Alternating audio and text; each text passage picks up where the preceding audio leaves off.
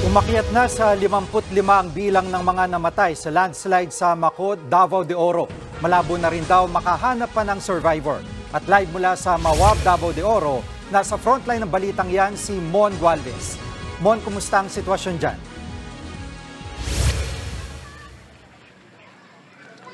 Jiggy, makalipas ang halos isang linggo, sabi nga ng mga otoridad, posibleng wala na raw buhay na makikita dito nga sa mga natabunan at hindi pa rin nahuhukay sa nangyaring landslide sa bayan ng Maco dito sa Davao de Oro. At bukod pala sa pagguho na yan, iba't ibang landslides din ang nakita at nangyari sa ibang bahagi ng probinsya.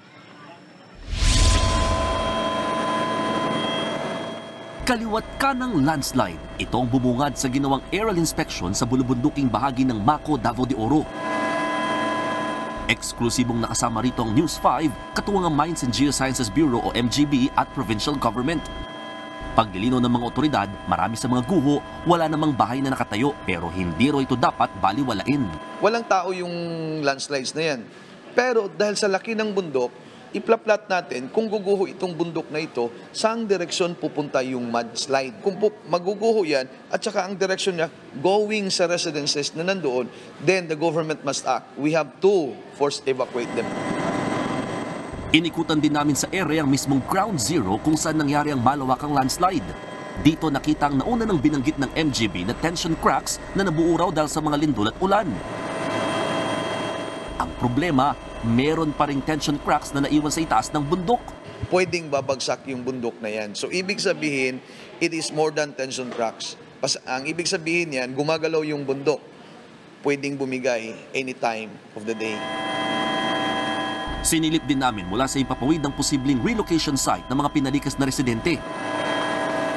Patag ito at malapit sa lawa. Nasa 2 kilometro lang din daw ang layo niyan mula sa mismong ground zero. Kung hanap buhay ay mining o agriculture, malapit na yan sa kanila. Ang importante lang, hindi sila nakatira sa hazard zone. And according to the MGB and according to the MDRMO ng Maco, matagal na yung relocation site. Kaya we need the reports of the government agencies. Bakit hindi ito na-push noon pa? Kasabay nito, magfo-focus na mga otoridad sa search and retrieval operations. Ibig sabihin, mas gagamit na sila ng mga heavy equipment sa paghahanap ng mga labi. Sa search and rescue kasi, sir, hopeful pa na mayroon pa mga life na nandoon kasi baka yung mga open space pa doon sa ilalim na pwede magtagal doon ng tao.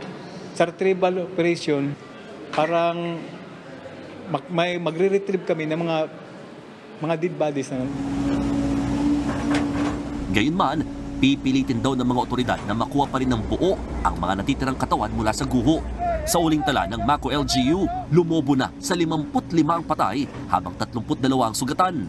Kagabi, aabot sa 6 na tatlupak nawawala. Ongoing pa po yung cross-matching ng mga pangalan, sir. Pag inaano namin kasi na-observe kasi kahapon na may mga pangalan na nagduduplicate. At samantala, tutulong na rin ang air assets ng Amerika para sa pagdadala ng mga supplies sa apektadong komunidad. Jiggy, kaka-update lamang ngayon ng Maco LGU kaugnay sa bilang ng mga casualties, umakyat na sa 68. 68 ang bilang ng mga natagpuang patay, 5 rito ang hindi pa nakikilala hanggang sa ngayon. 32 pa rin ang sugatan habang umaabot naman sa 51 ang mga nananatiling nawawala at talagang inaasahan ng kanilang mga mahal sa buhay na makikita pa kahit nga patay na. Jiggy. Maraming salamat, Mon Gualvez. Mga kapatid, Jiggy Manikad po, iba na ang may alam at may pakialam sa panahon ngayon.